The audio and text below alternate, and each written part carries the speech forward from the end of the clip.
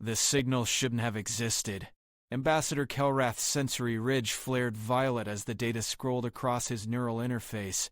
Impossible numbers painting an impossible picture.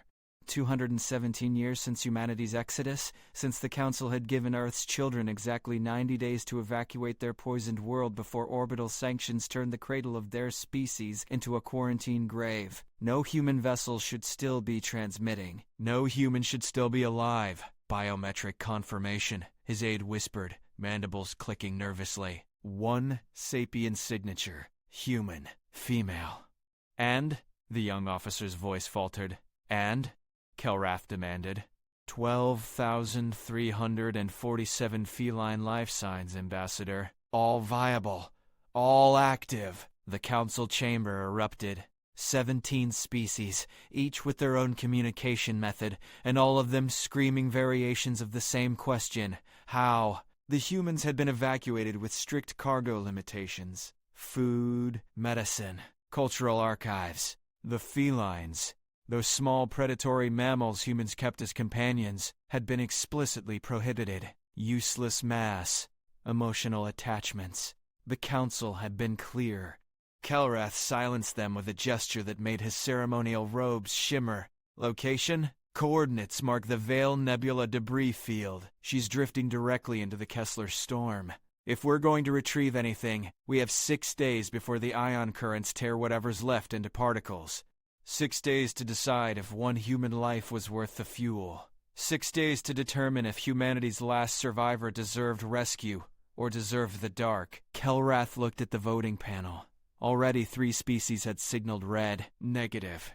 Let the storm take her. He thought about the reports from Earth's final days. The bioweapon that had liquefied 17 colony worlds. The evidence, irrefutable, that human scientists had engineered the plague. The tribunal that had given humanity mercy instead of extermination. Exile instead of execution. And now this woman, alone with an ark full of cats, drifting through the void like a ghost of every mistake her species had made. Prepare a scout team, Kelrath said. I want answers before I let her die. The Kessler storm raged like a living thing, purple and gold lightning arcing between debris clouds that had once been ships, stations. The Council scout vessels crept through the outer bands, shields screaming under the ion bombardment, sensors struggling to penetrate the electromagnetic chaos. And there, suspended in the eye of the maelstrom, like a relic from another age, hung the Ark. She was massive, larger than the records indicated. The hull was patchwork, plates welded from a dozen different wreckages, meteor impacts turned into gardens, solar arrays jury-rigged across every available surface. Through the viewports, impossible as it seemed, plants, trees, an ecosystem thriving in the belly of a dead ship. Atmosphere reads viable, the scan officer reported. Oxygen-nitrogen mix, temperature controlled. Gravity generators functional but running on minimal power. Ambassador, this ship shouldn't exist. The fusion core should have depleted a century ago. Kelrath cycled through the external cameras and saw them. Cats, hundreds of them, sitting in viewports, walking across overgrown corridors, visible through blown-out sections. Lounging on solar panels, black cats and orange cats striped and spotted, long-haired and sleek. They stared at the approaching vessels with luminous eyes that reflected the storm's glow. The boarding tube connected with a hiss. Kelrath led the team through, his environment suit feeling absurdly heavy in the Ark's gentle gravity. They emerged into a jungle. That was the only word for it. The main corridor had become a forest path, walls covered in vines and flowering plants, the air thick and humid and alive with the sound of running water and the omnipresent purring of cats. A massive orange tabby watched them from atop a vine-covered control panel. It yawned, showing impressive fangs, then went back to grooming its paw. "This is impossible," breathed the scan officer. "The power requirements alone." "Follow the path," Kelrath interrupted. Every instinct told him they were being watched. Evaluated. He'd spent 40 years in diplomatic service, and he knew the feeling of walking into a prepared stage. The path led them deeper, past chambers transformed into habitats, a desert room with sand and heat lamps where sleek, hairless cats basked, a snow room where thick-furred giants played in actual falling snow, water rooms where cats that shouldn't exist, shouldn't tolerate water, swam and dove with obvious joy. Each group of cats was healthy, active, content. And everywhere, on every wall, were journals, handwritten, thousands of pages protected in clear cases, documenting everything: dates, names, genetic lineages, medical treatments, harvest schedules, power consumption calculations, 2 centuries of meticulous record-keeping in shaking handwriting that gradually steadied, then aged, then steadied again across decades of cryo-cycles. They found her in the central hub, surrounded by cats and suspended in a cryopod. The interface read her vitals in ancient Earth script. Commander Victoria Cross. Age: biological 47, chronological 264. Status: stable. Cycle 847 of 1000. She's been waking up, the medical officer said, scanning the pod, every 3 months. Staying conscious for 72 hours, then returning to cryo for 200 years. Kelrath stared at the woman's face, peaceful in suspension, and felt something he hadn't expected. Shame. She could have fled, could have taken a small ship, rationed resources, maybe reached a colony world. Instead, she'd stayed. For these creatures the Council had deemed worthless. "Wake her," he said quietly. "Ambassador, protocol requires. Wake her. If we're going to judge her species, we'll do it while looking her in the eye." The cryopod hissed and drained. Victoria Cross's eyes opened, and they were the color of Earth's oceans, a planet none of them had ever seen, but all of them knew from the archive images. She took a breath, sat up smoothly despite 2 centuries of cycling, and her first words weren't to the aliens surrounding her. "Status report, Noah," she said to the air. A synthetic voice responded, "All habitats optimal. 0 losses this cycle. Genetic diversity maintained at 97%. Water reserves at 41%. Warning: fusion core degradation at critical threshold. Estimate 48 hours until cascade failure." Only then did Victoria look at them. Her gaze swept across the boarding team, categorizing, analyzing. She wore a simple jumpsuit, patched and repatched, and her hair was short and shot through with gray. When she stood, a small calico cat jumped into her arms, and she held it with unconscious ease. "Your council," she said. "Not a question. Ambassador Kelrath, representing the Galactic Council. We received your distress signal. Wasn't a distress signal, was an archive transmission. Every genetic sequence, every behavioral study, every medical record. I wanted someone to know they existed before." She glanced at a viewport where the storm raged. "Before the storm took us?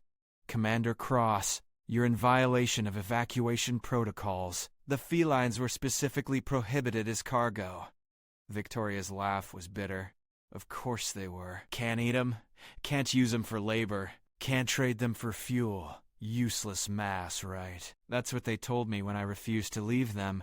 She scratched the calico behind its ears and it purred, loud in the sudden silence. "They told me I could take data archives. Cultural treasures. The accumulated knowledge of a species. But not these. Not something alive that depended on me." "You've been here for 2 centuries, Kelrath said carefully. "Alone." "Not alone." Victoria set the cat down gently and walked to a viewport. Outside, the storm intensified, lightning walking across the hull in branching patterns. I had a mission. Humanity lost Earth, lost our place in the galaxy, lost our reputation. I couldn't save any of that, but I could save them. She gestured to the cats now gathering around her feet, rubbing against her legs, sitting in neat rows as if listening. Every breed, every variation. The Russian Blues and the Persians, the Siamese and the Maine Coons, the Savannahs and the Sphinxes. When Earth died, these died with it, unless someone kept them alive. The ship shuddered. Somewhere deep in the hull, Metal groaned. "Noah!" Victoria said sharply. "Cascade acceleration detected. Revised estimate. 12 hours until core breach." Kelrath's comm unit erupted with reports from the scout vessels. The storm was intensifying faster than predicted. They had maybe 6 hours to evacuate before the safe corridor collapsed. "We can take you," Kelrath said. "Our ships have emergency capacity." "For how many?" He hesitated. "Crew capacity on all 3 scouts combined is 98. Victoria smiled, and it was sad and fierce all at once. "I have 12,347 cats, Ambassador. Your math doesn't work." "Commander, be reasonable." "I am being reasonable." She turned to face him fully, and her eyes held the weight of 200 years of solitary vigil. "You want to save me? Save them, all of them, or leave us together." The medical officer stepped forward. "The storm will kill you. The core breach will vaporize this entire section of space. You can't possibly. I survived 2 centuries on a dead ship with no resupply, no backup, no contact. I think I know what's possible." Victoria moved to a control panel, cats parting before her like water. Her fingers danced across interfaces that should have been dead, pulling up schematics that made Kelrath's scan officer gasp. "Your ships have cargo bays rated for mineral transport. Empty them. Each bay can hold modified cryopods if you reconfigure the atmosphere systems. I can show you how." "That's not protocol," Kelrath protested. "Your protocol left me here to die with the planet I loved. I'm not big on protocol." She pulled up more displays. "The Ark's fusion core is degrading, but I can overload it in a controlled cascade. It'll generate a magnetic field strong enough to push back the storm for maybe 90 minutes. That's your window. You get my cats to safety, I stabilize the core until you're clear. And then the core goes critical and I ride the shockwave out of the storm. Your ships catch me in the debris field." She said it like she was describing a grocery run. Kelrath stared at this human woman who had spent 2 centuries alone in the dark, who had chosen cats over salvation, who now proposed to surf an explosion through an ion storm. Everything he'd been taught about humanity said they were dangerous, emotional, unstable. But standing here, surrounded by the impossible ecosystem she'd maintained through sheer will, he wondered if the Council had ever understood them at all. "Why?" he asked quietly. "Why them? Why this?" Victoria picked up the calico again, held it close. "My daughter gave me this cat's great-great-great-grandmother right before the evacuation. She was 8 years old, and she put this tiny kitten in my hands and she said, 'Keep her safe, Mama. Promise.'" Her voice cracked. "I kept my promise. I kept all of them safe, and I'm not stopping now." The ship shuddered again, harder. Lights flickered. Kelrath made his decision. "Scan officer, get those cargo bay specifications to engineering. Medical, start fabricating cryopod modifications. Comms, I need every available ship in range here in 4 hours." He turned to Victoria. "Show us how to save them. Then we'll save you." Victoria's smile was sunlight breaking through storm clouds. "Let's get to work." The next 6 hours were chaos choreographed by a conductor who'd spent 2 centuries preparing for this moment. Victoria moved through the Ark like she was part of its machinery, directing Council engineers through modifications their own protocols said were impossible. The cargo bays became transport chambers, temperature and atmosphere adjusted for feline physiology. Emergency cryo units were jury-rigged for medical supplies and mining equipment, and the cats, somehow, cooperated, as if they understood. As if 200 years of Victoria's care had taught them to trust her completely. They lined up in orderly groups, walked calmly into transport carriers, settled into the modified cryopods with barely a protest. The Council crew watched in disbelief as Victoria moved between habitats, speaking quietly to each group, and they listened. "I've studied 17 sapient species," the medical officer said to Kelrath. "I've never seen anything like this." "She's not controlling them," Kelrath realized. "They love her." By hour 5, 11,000 cats were loaded. The storm hammered at the scout vessels, and the Ark groaned under stresses that should have torn it apart hours ago. Victoria stood at the central control hub, hands moving across panels with desperate speed, routing power, adjusting magnetic fields, holding the ship together through what Kelrath suspected was equal parts engineering genius and sheer stubbornness. Last group, she called out. The originals. My first batch. She knelt as a group of ancient cats, moving stiffly but with dignity, approached. Some were nearly 25 years old, biological impossibilities kept alive by Victoria's care. She touched each one, whispered names. Artemis, Galileo, Newton, Luna. Her voice broke. Thank you for staying alive. Thank you for giving me a reason. They boarded the final transport. Victoria stood, and Kelrath saw tears on her face. That's all of them? No. Victoria walked to a small chamber and emerged, carrying a single cat, young, maybe 3 years old, calico pattern almost identical to the one she'd held earlier.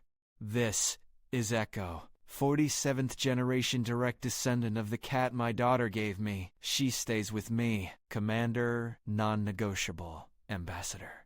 Victoria strapped the cat into a specialized chest harness, the kind designed for zero-gravity rescue ops.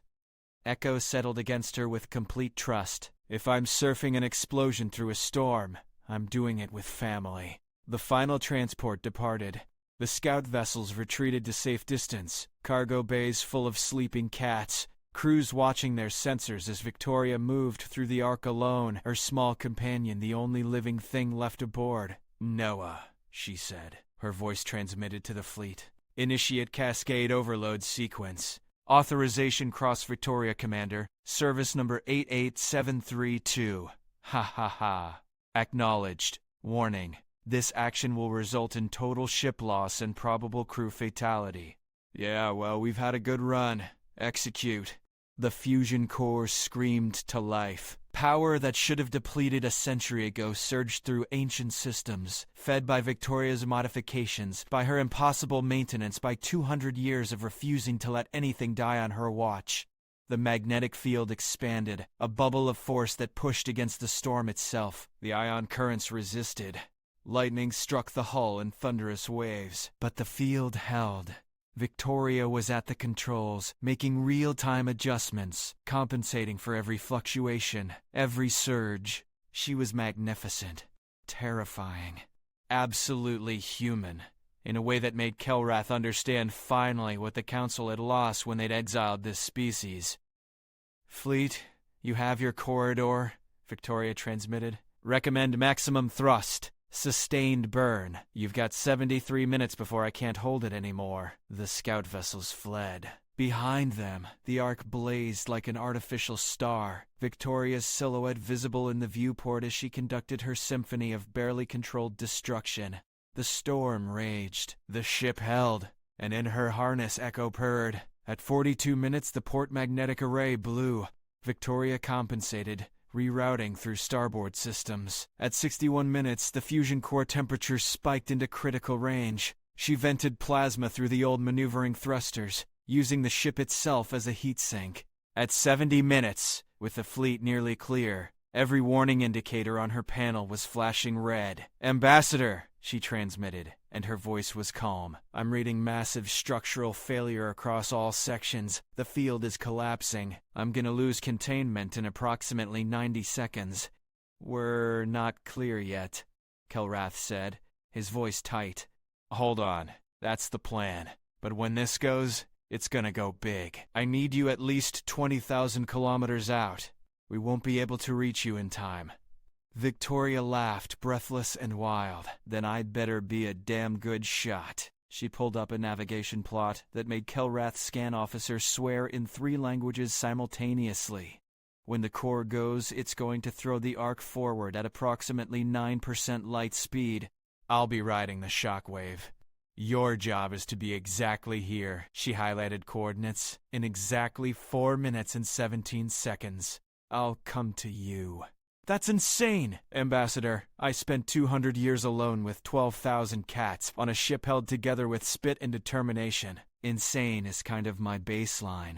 Fleet, confirm receiving coordinates. All 3 scouts confirmed. There was nothing else to do. See you on the other side, Victoria said. Then she cut the transmission and spoke only to her cat. Okay, Echo, let's show them how humans fly. The fusion core reached critical mass. Victoria triggered the final sequence, then abandoned the controls and ran, through corridors she knew by heart, past empty habitats that had been full of life, toward the forward escape pod she'd maintained for exactly this moment. She sealed herself an Echo inside, programmed a launch sequence that would fire exactly 3 seconds after core breach, and waited.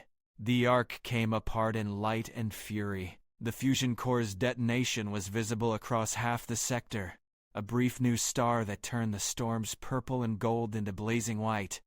The magnetic field collapsed inward, then exploded outward, creating a shockwave that cleared the ion currents like a hand-sweeping fog. And riding that shockwave, tumbling through space at velocities that should have crushed anything organic into paste, was a single escape pod. Inside, Victoria held Echo close, both of them locked in emergency gel that distributed the G-forces but still felt like being crushed under a mountain. How it could have slipped outside of our perimeters. How it could have slipped outside of our perimeters. How it could have slipped outside of our perimeters. Her vision grayed. Blood ran from her nose, but she kept her eyes on the chronometer, counting down, trusting her math, trusting that 200 years of keeping impossible things alive had taught her exactly how much the universe would bend before it broke. 4 minutes, 17 seconds. The pod's retro thrusters fired, a pitiful deceleration against their velocity, but enough to curve their trajectory, enough to send them careening toward the coordinates where 3 scout vessels waited with bays open and tractor beams ready. The beams caught the pod, pulled it in, gentle as catching a falling leaf despite the forces involved. The pod crashed into the padded receiving bay, and Victoria finally let herself lose consciousness, her last awareness the warm weight of Echo purring against her chest. She woke in a medical bay, surrounded by curious faces of a dozen species. Her body was a catalog of injuries, broken ribs, concussion, radiation burns, but she was alive. She tried to speak, and someone held water to her lips. The cats, she managed. All viable, Kelrath said, and his voice held something like wonder. 12,347 cats, Commander. Every single one survived transit. You saved them all. Victoria closed her eyes, felt tears slip down her cheeks. My daughter would be proud. Commander, while you were unconscious, I accessed your journals. All of them. 200 years of documentation. Kelrath paused. Including the sealed files from Earth's final days. The investigation into the bioweapon plague. Victoria's eyes opened, wary now. You had evidence, Kelrath continued quietly. Proof that humanity didn't create the plague. That it was engineered by the Saltaire Collective to eliminate a competing species and blamed on Earth. You had communications, genetic markers, laboratory records. Everything we would have needed to stop the exile. I transmitted it, Victoria said bitterly, to every council member 83 days before the evacuation deadline. No, one responded. The chamber went silent. Several of the council representatives couldn't meet her eyes. We failed you, Kelrath said. We failed your entire species, and you still saved them. Being complete with the smallest, most vulnerable lives entrusted to you. Victoria tried to sit up, winced. They deserved better than to die for our mistakes, real or imagined.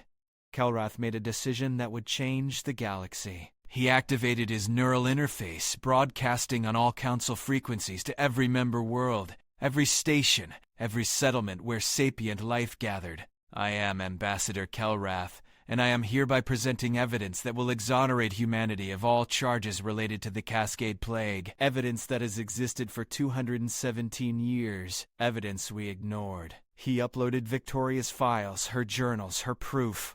Furthermore, I am recommending immediate repeal of all exile sanctions. Humanity's children have been scattered across the void long enough. It's time to bring them home. The response was chaos. Some species shouted approval. Others threatened withdrawal from the council. But the evidence was irrefutable, and it was being broadcast across every network, impossible to suppress now. Victoria watched it unfold from her medical bed, Echo curled beside her on the blanket. You didn't have to do that. Yes, Kelrath said firmly. I did. You spent 2 centuries keeping a promise to a child.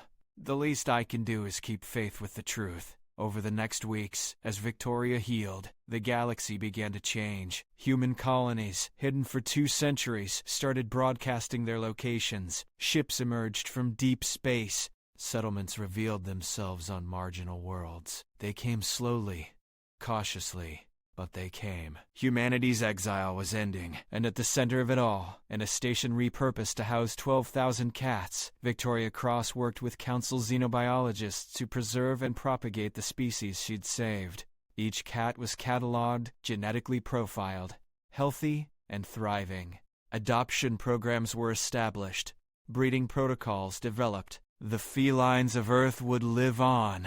Victoria stood in the main habitat one day watching cats play in an environment that mimicked Earth's grasslands, and Kelrath joined her. The Council is offering you a position, he said. Cultural Preservation Specialist. Help us recover what was lost from Earth. Help us understand what we almost destroyed. I'm not a diplomat, Ambassador. No, you're something rarer. You're someone who keeps promises. He gestured to the cats. They're calling you the Cat Queen. Did you know that? Across 100 worlds, the story is spreading. The human who saved a species while her own was scattered to the void. Victoria smiled, watching a kitten chase a feather toy. I was just a woman who wouldn't leave her daughter's cat behind. Everything else just followed. That's what makes it remarkable.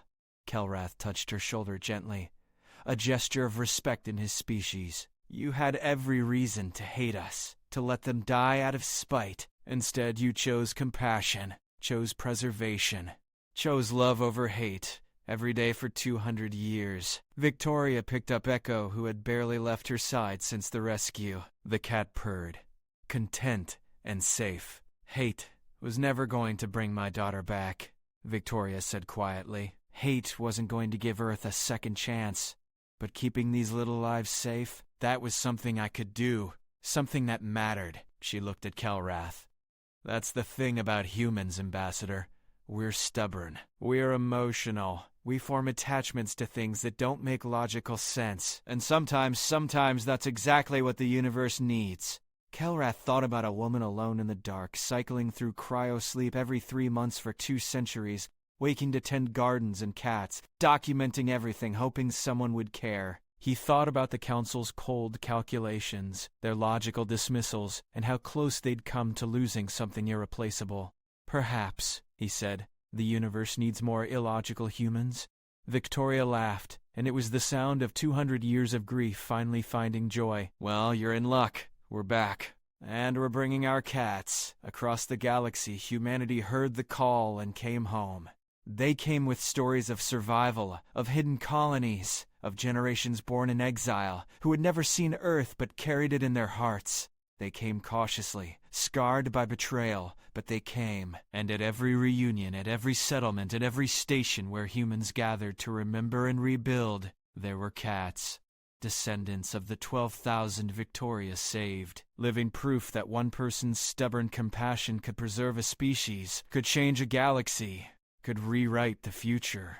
The Council erected a monument at the coordinates where the Ark had died. It showed a woman holding a cat, surrounded by stars, with an inscription in 50 languages. She kept faith with the smallest lives. Let us keep faith with all.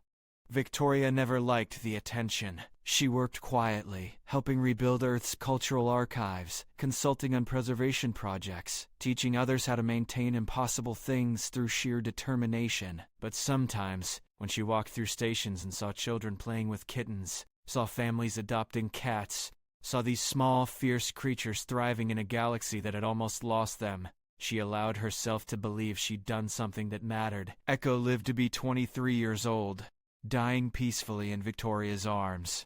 The entire station mourned, and when Victoria herself finally passed at the age of 103, biological, they found her journals continued right up to the end. 281 years of documentation, of care, of refusing to let anything die on her watch. Buried her on Earth, restored now, green again. They placed her grave in a garden full of cats. Descendants of descendants, a living ecosystem of the species she'd saved. And on her headstone, at her request, just 5 words: I kept my promise. Always. The galaxy remembered. Humanity.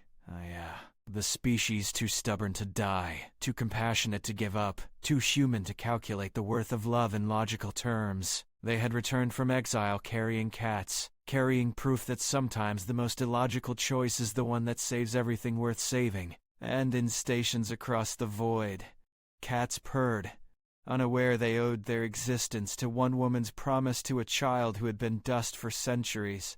But they lived, they thrived, and that was enough.